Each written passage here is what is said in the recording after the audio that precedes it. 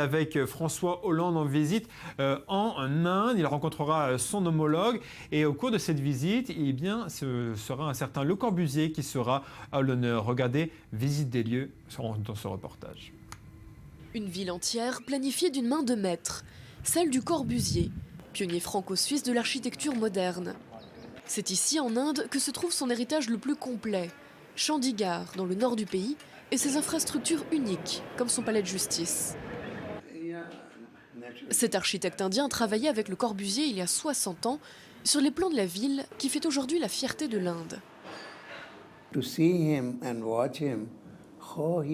Le voir et observer comment il a érigé sa philosophie dans chaque ligne, que ce soit l'ordre, l'utilisation cristalline de la géométrie, la simplicité des lignes, de l'expression, de la narration.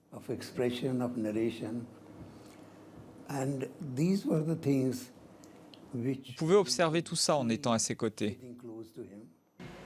Après l'indépendance de 1947, le Premier ministre Nehru veut moderniser la nation et s'adresse à un grand nom de l'architecture. Il engage Le Corbusier, qui privilégie les espaces verts et un système de quadrillage.